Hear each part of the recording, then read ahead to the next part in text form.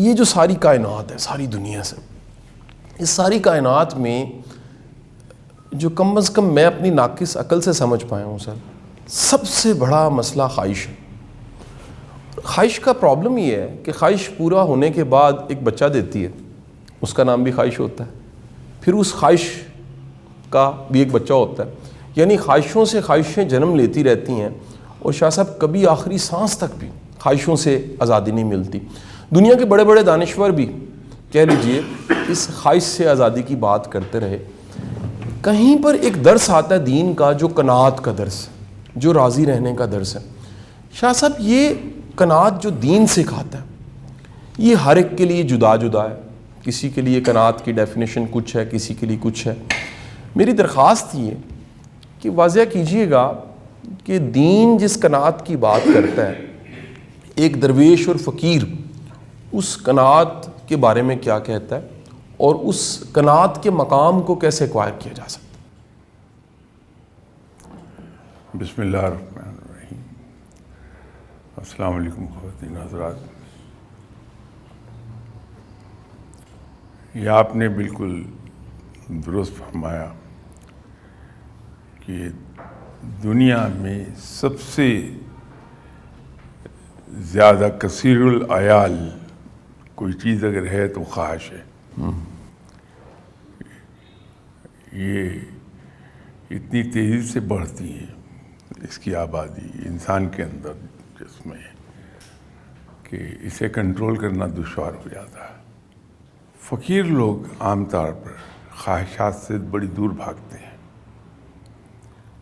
اس لیے کہ خرابی کی ابتدا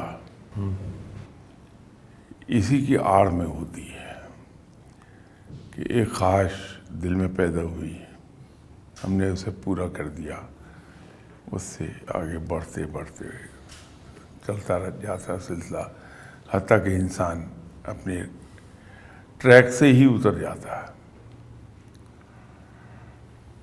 اس سے بچنے کا ایک ہی راستہ ہے جو آپ نے خود فرمایا، وہ ہے قناعت۔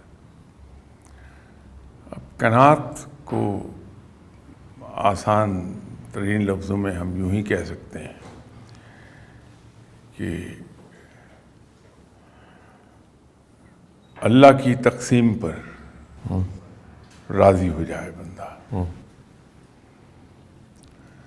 جو مل گیا ہے اسی پر خوش رہے، وہی قناعت ہے۔ میں ایک بار کراچی گیا، وہاں ایک صاحب کے ساتھ میں پھر رہا تھا، تو میں نے ان سے خواہش کا اظہار کیا کہ میں عبداللہ شاہ غازی شہید صاحب کے مزار پہ جانا چاہتا ہوں، تو میں کہا ابھی لے جاتا ہوں۔ وہ اپنے ساتھ بٹھا کے لے گئے مجھے۔ ہم فاتح خوانی کے بعد باہر نکلے تو ان صاحب نے مجھے کہا کہ میں کہیں بھی وہ فاتح خوانی کے لے جاؤں تو اپنے لیے دعا نہیں کرتا،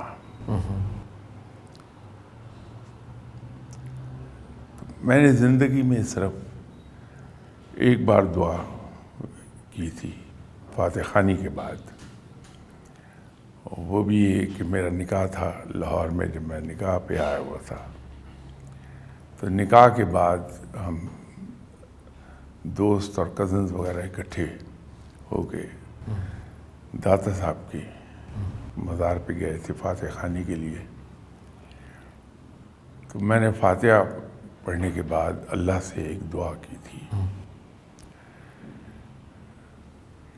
یا اللہ مجھے قناعت عطا فرما دے۔ بس وہ ایک دعا ہے جو میں نے کہیں بھی فاتح خوانی کے بعد رب کے حضور دعا کی ہو۔ تو اس دن ان کا ایک راز پھر میرے اوپر کھل گیا۔ میں ان کو دیکھ کے اکثر پریشان ہوتا تھا کہ وہ آدمی PIA میں ایک بہت سینئر پوزیشن پر تھے، خاصی سینئر پوزیشن پہ، انجینئرنگ ان کا فیلڈ تھا، مختلف ممالک سے ہر دوسرے تیسرے سال ایک آدھ کورس کر کے آتے تھے، بہت ہی ہائیلی ویل ریڈ. لیکن اس آدمی کو میں نے کبھی یہ خواہش نہیں کرتے دیکھا کہ میں اب مرسڈیز لے لوں، میرا گھر 2-4 کنال پر ہو. گلشن اقبال میں میرا خیال ہے کہ 10 مرلے کا گھر ہوگا. اچھا. بندہ خوش تھا اسی میں.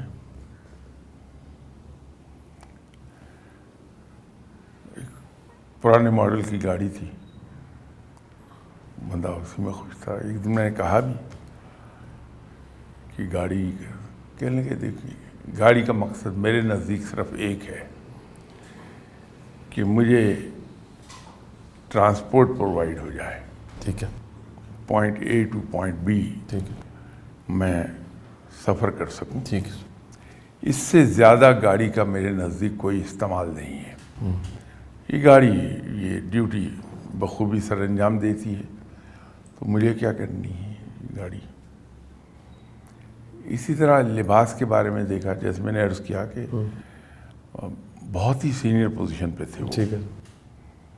اور سیلری بھی اسی حساب سے خاصی فیٹ سیلری. آپ چلے گئے ان کے گھر پہ تو کوئی یہ اہتمام نہیں کرے گا وہ بندہ کہ ملازم آپ کے سامنے چائے لے کر آئے، کچھ گیا جا کے خود ٹرے اٹھا رہا، تو جہاں جگہ ملی وہیں بیٹھ کے آپ کو چائے کا کپ پیش کر دیا.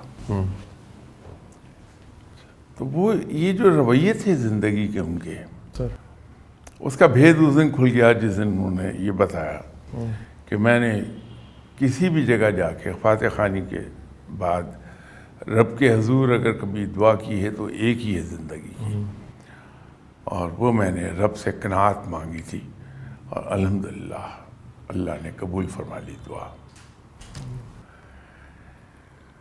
تو جب انسان کا رویہ، یہ فقیرانہ رویہ ہے اصل میں جو میں عرض کر رہا تھا. میں ایک ہی بار گیا، وہ بھی میرے ایک نمبر 2 تھے، وہ مجھے لے گئے فیصل آباد کے قریب ایک جگہ تھی سالار والا. وہاں جا کے پتہ لگا کہ وہ صوفی برکت صاحب وہاں تھے. ملاقات ہو گئی ان سے. اچھا. سر کس دور کی بات سر؟ یہ بات ہے 76 کی. اچھا. کیونکہ بعد میں صوفی صاحب وہاں سے شفٹ ہو کے سنا کہیں اور چلے گئے. جی. یہ 76 کی بات ہے سر. تو صوفی صاحب بڑے خوشی سے ملے، حالانکہ پہلی ملاقات اور آخری ملاقات وہ. اچھا. تو مجھے وہ اپنی زندگی کے مختلف قصے سنا رہے تھے. انہوں نے تو ایک قصہ سنایا لیکن اس کے اندر لیسن بہت بڑا تھا. اچھا سر. تو کہنے لگے میری پوسٹنگ تھی کھاریاں میں، کیونکہ ان کا تعلق فوج سے تھا. سر. یہ کور آف انجینئرز میں صوبیدار ہوا کرتے تھے. سر. تو کھاریاں میں پوسٹنگ تھی، میں نے چھٹی لی، خیال یہ تھا کہ میں ملتان جاؤں گا. تو آ کے میں کھاریاں کے باہر مین جی ٹی روڈ پہ کھڑا ہو گیا. تو عجیب اتفاق یہ ہوا کہ آدھا گھنٹہ گزر گیا، بس نہیں آئی کوئی ملتان کے لیے. تو میں نے سوچا کہ کیا میں اپنا وقت ضائع کر رہا ہوں یہاں کھڑا ہوا، یہ 2 قدم پر تو ملتان ہے، پیدل ہی چلتے ہیں. تو میں وہاں سے پیدل چلا، جا کے ملتان جا پہنچا. پیدل. تو پتہ بھی نہیں چلا کب آ گیا میں ملتان میں. تو بات یہ ہے کہ اسی طرح وہ سنانے لگے کہ میں گیا ہوا تھا فیصل آباد، تو کسی بھلے آدمی نے میری جیب کاٹ لی. تو میں بس پہ بیٹھنے لگا کہ سالار والی واپس آ جاؤں میں. تو جیب میں ہاتھ ڈالا تو وہ سر چیک کرنے کے لیے، تو میرا ہاتھ دوسرے راستے سے باہر نکل گیا. تو میں نے کہا اچھا چلو. تو تو دماغ میں ایک خیال آیا کہ چلے میں بس پہ بیٹھ جاتا ہوں، کسی سے ادھار کر لوں گا. پھر خود ہی خیال آیا کہ کسی کا احسان کیا لینا، پیدل چلتے ہیں. یہ جو رویے ہیں فقیر کے، یہ رویے پیدا ہی اس وقت ہوتے ہیں جب انسان میں قناعت آ جائے. اس کے بغیر یہ رویہ نہیں آتا کبھی. صحیح. تو جب قناعت آتی کہ جو کچھ ہے اسی پر راضی ہیں، بس ٹھیک ہے، ٹھیک ہے سر. جیب کٹ گئی کوئی بات نہیں، جانے دو، صحیح سر. جانے ہی ہیں، پیدل چلتے ہیں. تو اب بس کا محتاج کیا ہونا، کھاریاں سے ملتان پیدل چلتے ہیں، اللہ. کیا انتظار کرنا. تو یہ جو انسان میں ایک رویہ آتا ہے سر. کہ وہ کسی چیز کا محتاج نہیں کرتا اپنے آپ کو، صحیح. بہت بڑی خوبی ہے کسی بھی شخص کی، صحیح. کہ وہ اپنے آپ کو کسی چیز کا محتاج نہ ہونے دے. یہ ہم جو نشے سے کہتے ہیں کہ سگریٹ نہیں چھوٹتا، اس سے بڑی آسانی سے جان چھوٹ جاتی ہے. اگر کہیں انسان تنہائی میں بیٹھا ہوا خود سوچ لے، دماغ میں آ جائے کہ میں تو سگریٹ کا غلام ہو گیا ہوں، صحیح. تو ان چیزوں کو تو میرا غلام بننا ہے کہ میں انسان ہوں، اشرف المخلوقات. تو جنہیں میرا غلام بننا ہے، میں ان کی غلامی کیسے کروں؟ میں سگریٹ کی غلامی نہیں کروں گا. صحیح. چھوڑ دیتا ہے انسان، بالکل ٹھیک سر. پھر دوبارہ نہیں آتا اس کے قریب. صحیح. تو یہ جو رویے آئیں گے، یہ آئیں گے قناعت کے اگلی سٹیج ہے. یہ صحیح. قناعت کے نتیجے میں پیدا ہوں گے یہ. ٹھیک سر. تو آدمی اگر صرف ایک کام کر لے کہ جو کچھ مجھے اللہ نے عطا کر دیا یہ کافی ہے، مور دین انف، مور دین سفیشینٹ، ٹھیک سر. تو میں اسی پہ راضی رہوں گا. سر. یہ جب ایک رویہ پیدا ہوتا ہے، وہ سوئی گیس میں تھا ایک زمانے میں، جب سوئی گیس جوائن کی تو میرا خیال میں 22 ایئرس اینڈ 25 ڈیز کا تھا. اچھا. دیٹ واز 7 جولائی 1966. تو میں ملتان اسٹیشن پر تھا. سر. ایک صاحب کے بارے میں بڑے قصے سننے میں آتے تھے، وہ تھے رحیمیہ خان میں، اچھا. ان کا نام تھا عظمت. اچھا. تو ان دنوں کمیونیکیشن بٹوین ملتان اینڈ رحیم یار خان سوئی گیس کا وہ صرف وائرلیس پر تھا. اچھا. تو اکثر و بیشتر وائرلیس پر جب کوئی اور بات کرنے لگے تو عظمت صاحب کا ذکر ضرور آ جاتا تھا. پتہ لگتا تھا کہ صاحب عظمت صاحب کو کل فلاں صاحب پہ غصہ آ گیا اور وہ بائیسیکل پہ ملتان کے لیے روانہ ہو گئے. پھر پتہ لگتا تھا وہ ملتان کے لیے پیدل روانہ ہو گئے. آئے کبھی نہیں ملتان. 2-3 سال کے بعد ایک دن پتہ لگا کہ عظمت صاحب کی ٹرانسفر ہو گئی ملتان. اچھا. وہ آ گئے. میں تنہا تھا لیکن گھر بڑا تھا میرے پاس.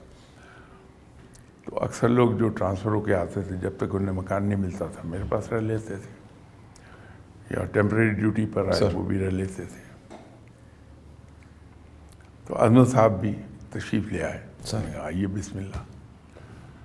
تو جب ذرا سی بے تکلفی ہوئی ان سے تو میں نے ان سے پوچھا کہ عظمت صاحب آپ کے بارے میں یہ اکثر سننے میں آتا تھا کہ آپ کو فلاں پہ غصہ آیا اور آپ بائیسیکل پر چڑھے، غصہ آ گیا پیدل چل پڑے آپ. کیا اس بندے نے جواب دیا مجھے؟ That was a life time lesson. جو جواب تھا ان کا، سر. میں کہا سرفراز صاحب بات یہ ہے کہ بجائے اس کے کہ میں کسی کو کچھ کہوں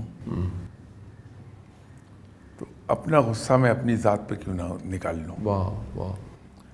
تو رحیم یار خان میں غصہ آتا تھا.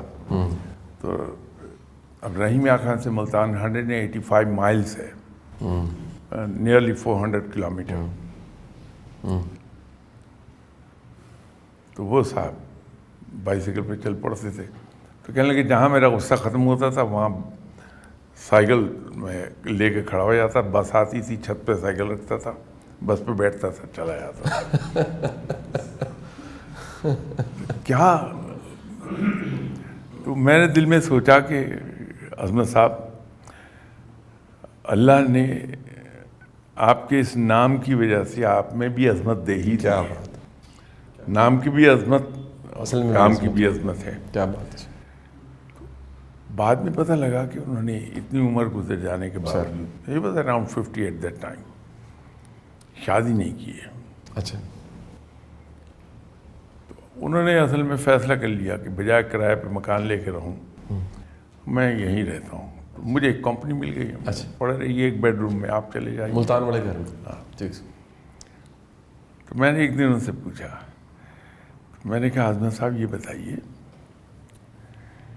کہ آپ نے شادی نہیں کی. اب ان کی سیلری بڑی اچھی تھی, میری سیلری سے at least 3 times, very handsome salary. لیکن ٹراؤزر ان کے پاس غالباً 2 ہوں گی, شرٹس بھی وہ گھسی ہوئی پرانی شرٹس. تو میں نے کہا کہ آپ شادی نہیں کی, کیا ہوا؟ تو سوچ سوچ کے کہنے لگے کہ اصل میں سرفراز صاحب قصہ یہ ہے, میرا ایک بھائی ہے, شادی شدہ ہے, اور کام کرتا ہے POF میں, وہاں میں, لیکن سیلری اس کی کوئی زیادہ نہیں ہے, بچے پڑھ رہے ہیں. تو اگر میں شادی کر لوں گا تو اس کے بچے نہیں پڑھ پائیں گے. اللہ اکبر. صحیح صحیح. تو ان کے اس لباس کا وہ مجھے سمجھ آ گئی. پھر باقی تو میں نے پھر مزید نہیں پوچھا. کیا بات. بات یہ ہے کہ اس بندے میں قناعت دیکھی میں نے. سر میں نے کبھی اس آدمی کو کسی چیز کی خواہش کرتے نہیں دیکھا. مست ہے بیٹھا. سر تو یہ قناعت بڑی خوبصورت چیز ہے. صحیح.